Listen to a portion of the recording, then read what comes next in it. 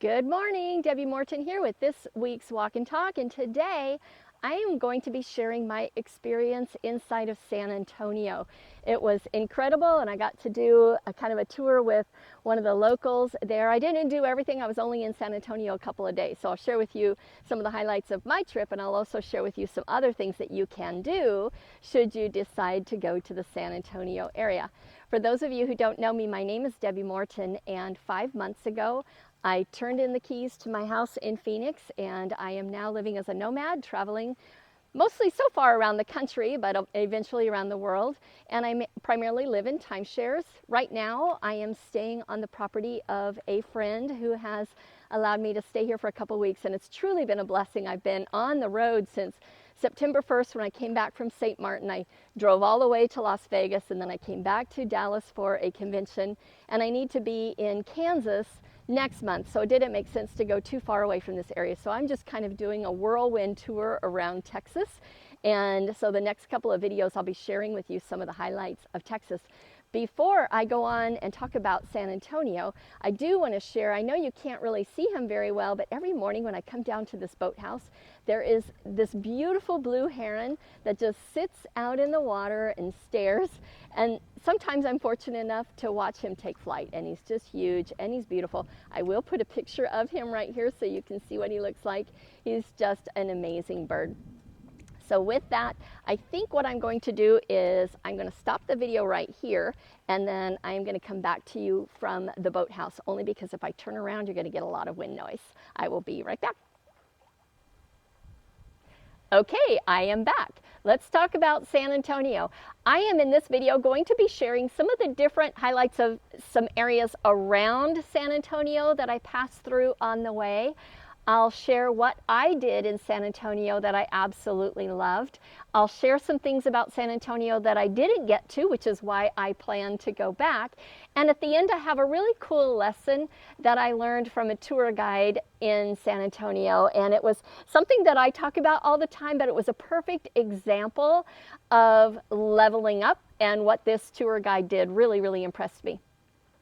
So with that, let's first start with the hill country outside of San Antonio.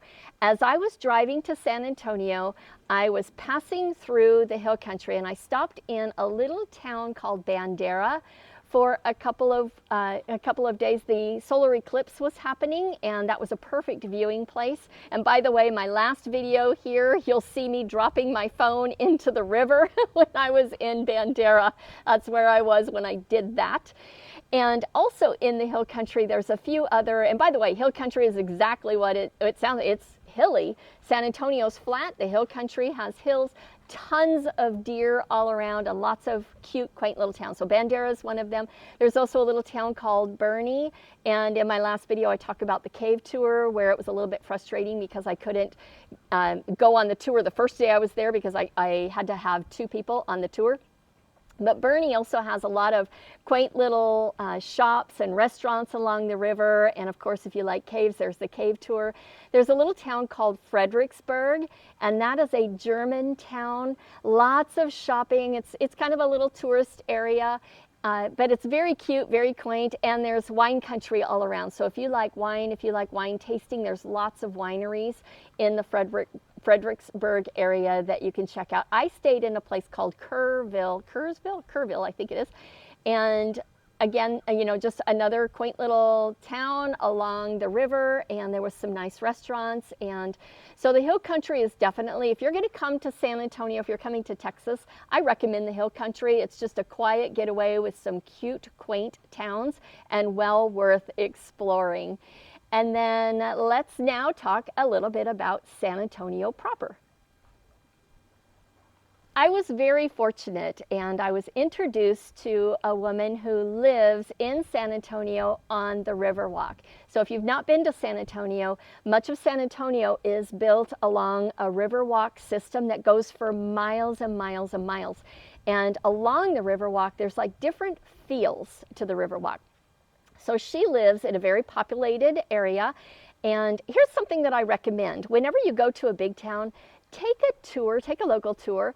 I took the boat tour along the river channel, And I learned a lot about San Antonio. I learned a lot about the area, but on that boat tour, she actually lives in that pink building right there. And so I had the opportunity to stay right on the Riverwalk area.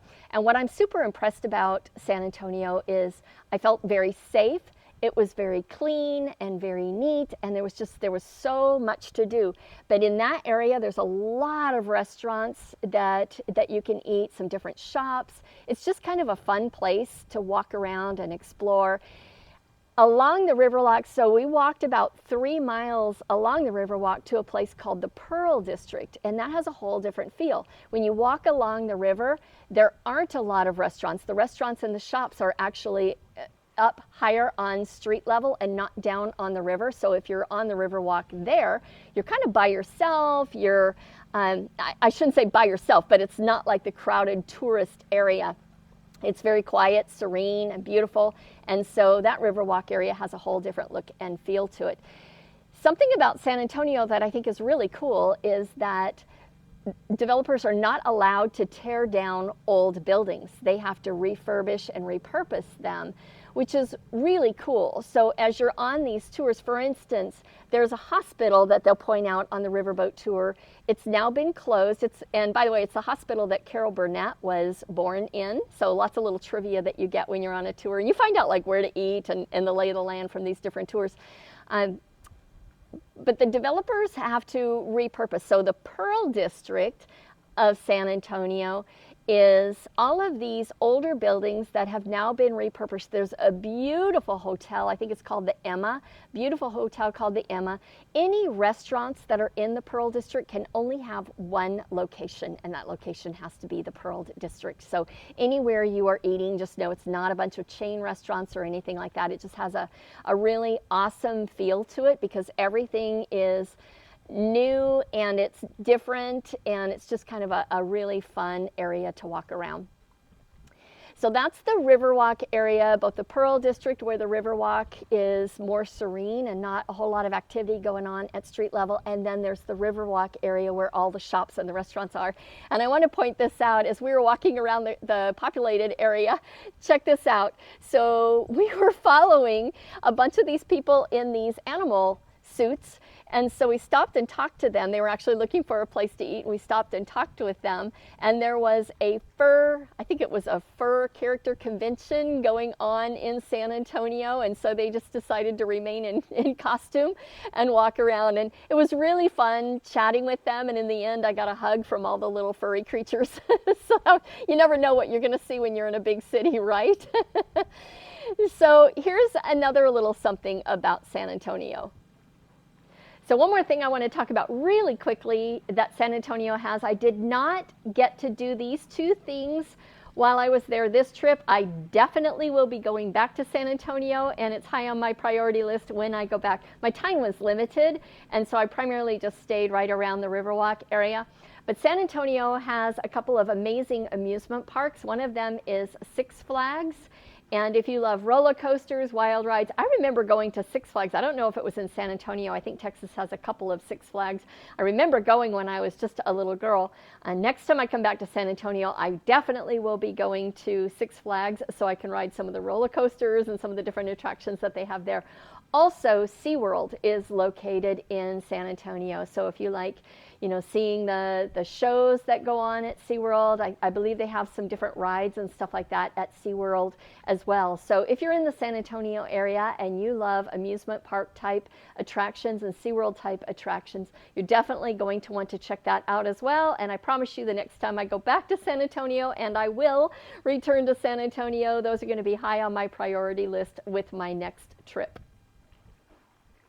Okay, you'll probably notice I changed directions. I'm kind of following the wind and the sun around this deck. I'll tell you what, here is the view that I would love to be able to have as a backdrop, but as you can see, when that is the view, the lighting is terrible. So I'm having to face in a direction where I have some decent lighting while I share the information on these different missions. So one thing that I did not know is that San Antonio has 5 missions. We all know about the Alamo, right? Remember the Alamo. So the Alamo is located in that Riverwalk area. It's really close to that Riverwalk area. I didn't actually tour inside of the Alamo. I just got some of the history of it, and I'll put a picture of the Alamo here. But I was introduced to a woman who is an attorney in San Antonio, and she just got a certification to take people on tours inside of the various missions. And so she was so excited because she's now an official tour guide. It's, you know, her passion. And so I got to have a tour with her, and I'm going to share with you at the end of this video a valuable lesson that had nothing to do with the missions, but something I observed that she did that I think is a really great lesson that I wanted to pass along with you. So I am not the walking encyclopedia or experts on missions, so I know I'll mess everything up if I try to tell you which mission does what. I will put a list of all 5 of the missions here so you can see all 5 of them, and you can do some Google research about each one if you're in town for a limited amount of time and you just want to see a couple of them. There is a 13-mile bike path, jogging path that connects all of the missions. So if you like biking or jogging or whatever, you can actually go between the missions and either tour them all in one day, or you can do a couple one day and a couple the next day. So that's pretty cool as well. So all of these missions are functioning missions, meaning the chapels are restored. They do have mass services. But each mission just has such incredible history. Like one of them had frescoes that were still preserved on the walls.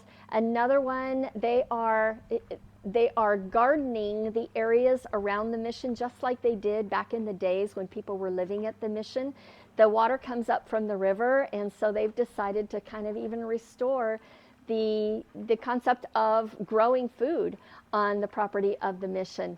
And so if you're ever in San Antonio, I can't recommend enough to at least go through 1 or 2 of these missions, if not all of them, because they each have a unique story, and the architecture is just absolutely unbelievable. And again, you know, I've been putting some pictures of some of the different missions up here. But here's something that I noticed with the tour guide, and I want to share this lesson with you. I have a home-based business, and so I'm always into personal development mindset. And T. Harv Eker has a thing that he says in his books and in his training. He says one of the most dangerous things that people can say is, "I already know that."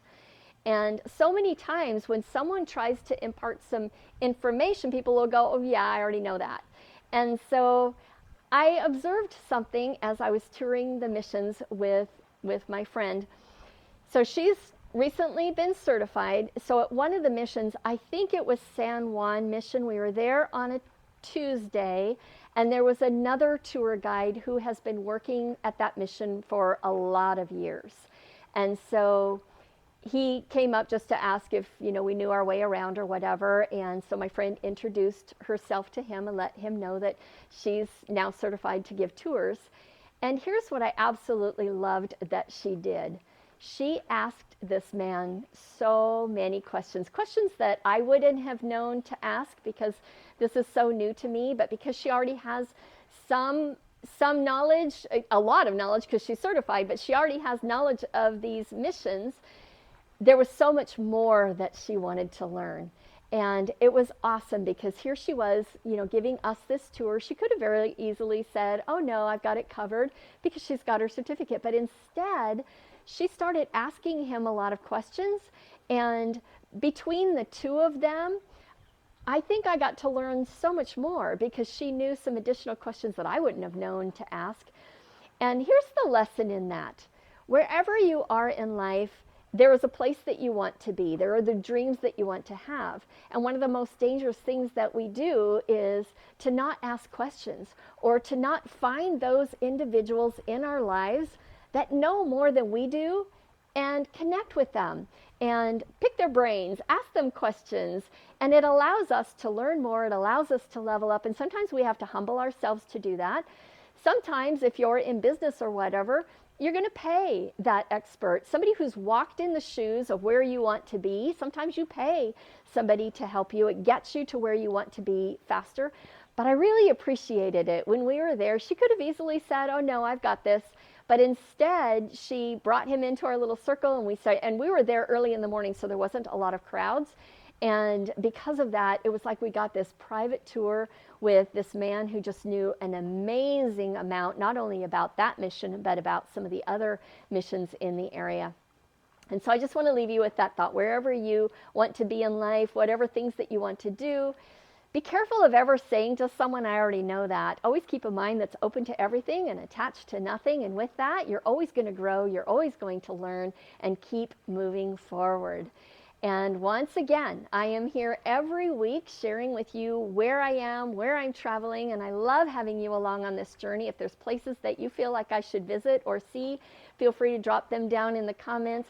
Hit that subscribe button, totally free. It helps me out. It helps YouTube know what types of videos that you like, and they can serve a little more of that up to you, and you'll also be notified when I do post a new video here on this channel. I appreciate you. And one more thing, I also have a newsletter/email, and I'll be honest with you, I am new on YouTube. I've been doing everything on Facebook, and I'm new on YouTube, and I'm still figuring out all the video editing and all of that stuff. My goal is I'm going to have a newsletter that I am sending out every single week, and you can subscribe to that down below at successwithdebbie.com. Just opt into that. I'll share some stuff that I don't always share on YouTube. I'll share some of the different things I've been sharing over the last year on Facebook, different life lessons that I've learned along the way. I do market some different products, and from time to time I'll share those products and opportunities inside of that as well. I truly appreciate you following along with me on my journey. It is just amazing, the community that has formed, whether it's someone who is widowed, someone who wants to do nomad traveling, somebody who's doing online marketing. All of you are following me, and I truly, truly appreciate you. Have a great week, and I'll see you next Wednesday.